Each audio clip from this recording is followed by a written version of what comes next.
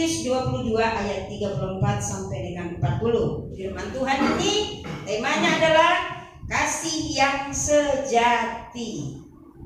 Kasih yang sejati berarti tidak ada kasih yang lain. Berarti inilah kasih yang sesungguhnya. Dikatakan di firman Tuhan tadi, ketika orang-orang Farisi mendengar bahwa Yesus telah membuat orang-orang Saduki itu bungkam, berkumpullah mereka. Jadi dikatakan orang Saduki itu bungkam. Bungkam karena apa? Karena sikap, karena perkataan dan tindakannya Tuhan Yesus yang dilandasi oleh kasih membuat mereka bungkam. Tetapi tidak sampai di situ. Ada orang-orang yang berkumpul dan ingin kembali ngetes, ingin mengevaluasi, ingin mengkritik Yesus. Dikatakan di ayat 35, dan seorang dari mereka yang berkumpul itu, seorang ahli Taurat, bertanya untuk mencobai dia, "Guru, hukum manakah yang terutama dalam hukum Taurat?" Mereka mau cari tahu apakah Yesus bisa jawab pertanyaan mereka. Mereka ingin tahu apakah mereka bisa puas dengan jawaban dari Tuhan Yesus. Padahal sebelumnya ada sekelompok orang yang namanya orang Saduki sudah bungkam. Berikutnya datang ahli Taurat. Ahli Taurat ini apakah akan bungkam juga? Ketika dia bertanya, "Guru, hukum manakah yang terutama dalam hukum Taurat?"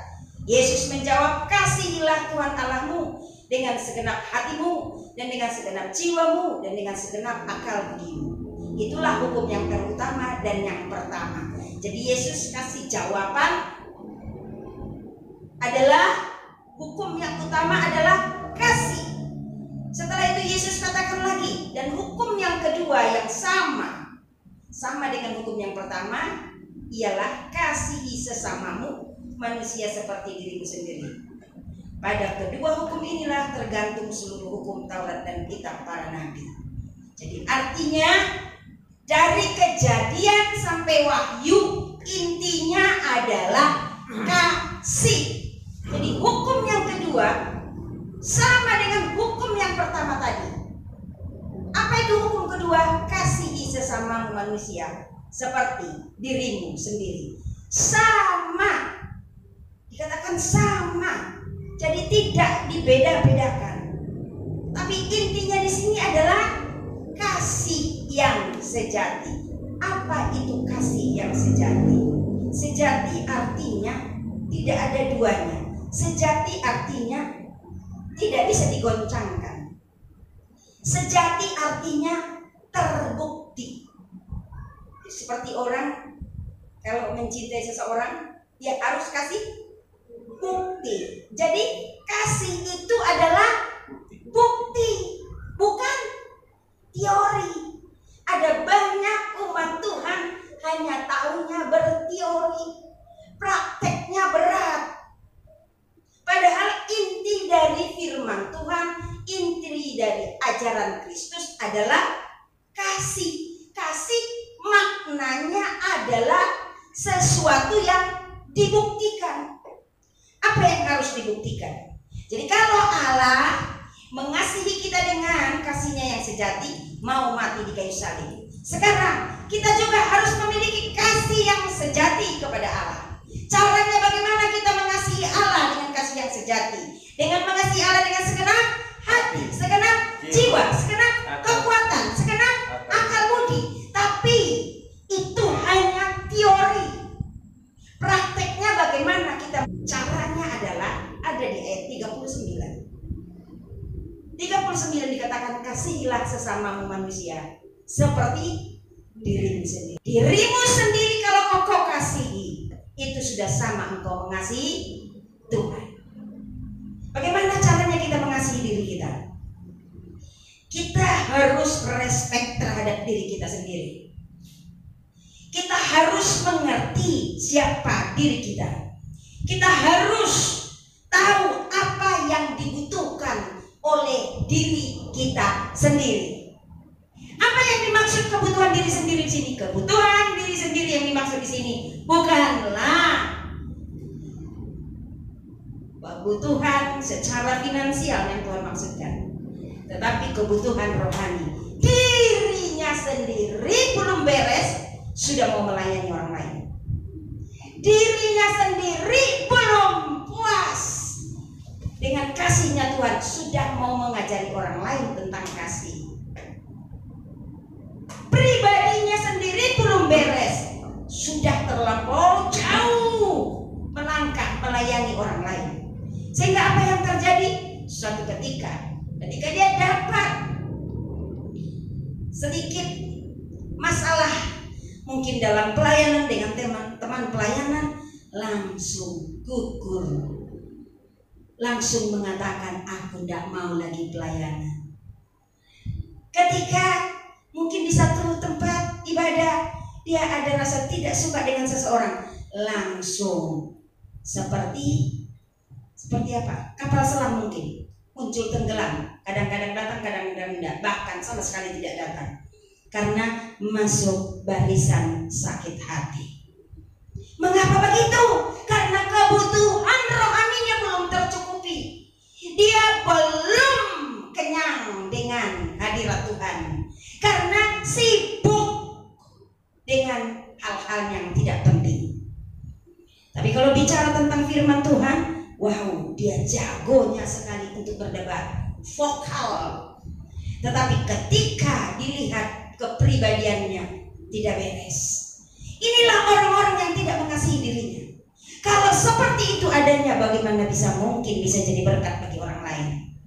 Jadi kalau kita mau mengasihi Tuhan dengan kasih yang sejati, kasihi dulu diri kita sendiri. Coba setiap hari berkaca, saya katakan berkaca. Kaca kita, cermin kita adalah firman Tuhan. Lihat firman Tuhan, baca firman Tuhan, terus tarik ke diri sendiri. Apakah aku sudah melakukan firman ini apa belum? Kalau belum, berjuang untuk melakukannya. Sehingga hidup kita hari demi hari, hari ke hari, terus diubahkan oleh Tuhan. Sampai kita tidak sadar, karakter kita berubah. Kita tidak sadar, sifat-sifat kita berubah. Tanpa kita sadari, tabiat kita yang jelek berubah. Sehingga tanpa kita sadari, orang melihat dan orang berkata, wow, kamu betul-betul luar biasa berubah. Lalu orang akan bertanya, bagaimana caranya untuk berubah? Kamu saya lihat luar biasa. Saya kalau melihat kamu, saya seolah-olah seperti melihat Tuhan. Saya senang sekali kalau kamu yang ambil bagian pelayanan, saya senang nyaman rasanya. Karena saya melihat hidupmu diubahkan oleh Tuhan. Lebih hari lebih luar biasa. Nah, tanpa kita sadari, nama Tuhan sudah dipermuliakan dalam hidup kita. Itulah namanya kasih yang sejati terhadap Tuhan. Jadi kalau di dalam diri kita nama Tuhan dipermuliakan, berarti di dalam diri kita ada kasih yang sejati yang kita persembahkan untuk Raja di atas segala raja. Dan tanpa kita sadari, ketika kita berubah, ternyata kita sudah mempraktekkan mengasihi sesama. Jadi intinya praktek kasih ini mungkin jarang disampaikan firman ini, rahasia ini jarang. Dan saya hampir tidak pernah dengar ini, rahasia seperti ini. Dan tadi saya pikir apa ya Tuhan firmannya? Bukankah firman ini sudah pernah disampaikan? Tapi Tuhan katakan inilah yang harus disampaikan.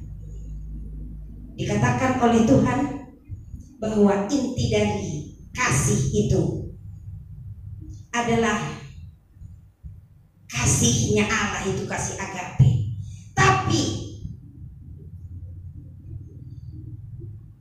bagaimana caranya kita mempraktekkan kasih itu?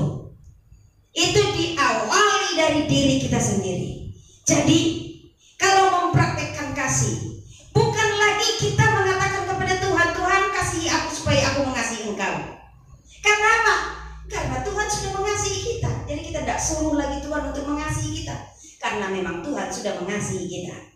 Demikian juga kita mempraktekkan kasih. Kita tidak boleh mengatakan kepada sesama, kasihi dulu aku, baru aku mengasihi kamu. Tidak.